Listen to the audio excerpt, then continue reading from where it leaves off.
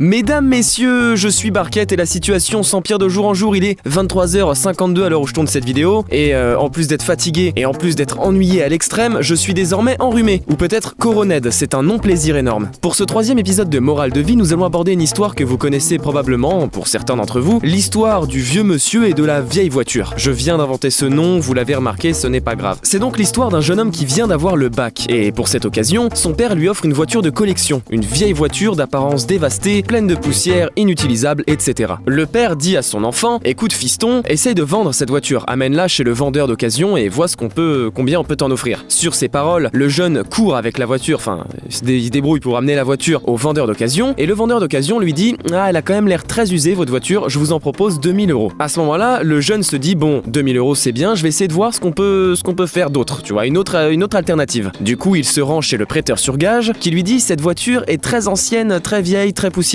je vous en propose 1000 €. À ce moment-là, le jeune se dit: bon, ok, ça ne doit pas valoir beaucoup, mais il se dit quand même, on va pousser l'expérience un peu plus loin, et il se rend dans un club de voitures de collection, donc de voitures anciennes avec que des passionnés qui adorent les voitures, etc. Et il y va pour présenter sa voiture et demander combien les gens sont prêts à l'acheter. Et là, la grande surprise, dans ce club de voitures de collection, les gens lui proposent jusqu'à 70 000 € pour acheter sa voiture. Il n'arrête pas de dire au jeune homme que c'est une voiture très recherchée, que c'est une voiture qui vaut beaucoup d'argent, que c'est une voiture très rare, etc. Le jeune homme rentre chez lui et explique à son père qu'il a essayé de vendre la voiture dans plusieurs endroits. Il lui explique qu'il est allé voir un vendeur d'occasion qui lui en a proposé 2000 € parce que la voiture était usée, etc. Il explique également qu'après il est allé voir un prêteur sur gage qui lui a dit que la voiture était un petit peu ancienne, un petit peu vieille, un petit peu poussiéreuse. Il lui en a proposé 1000 $, et il lui a également dit que dans ce fameux club de voitures de collection, on lui en a proposé pour plus de 70 000 €. Et là, son père lui explique que c'est tout à fait normal et qu'il a fait exprès de lui dire de faire ça pour qu'il se rende compte qu'en fait le bon endroit le valorise de la bonne manière. Mais alors, qu'est-ce que ça veut dire ? Eh bien, mesdames et messieurs, tenez-vous bien. Si vous n'êtes pas valorisé par votre entourage, ou si au contraire votre entourage vous rabaisse, il n'y a qu'une chose à faire, il faut quitter ce milieu et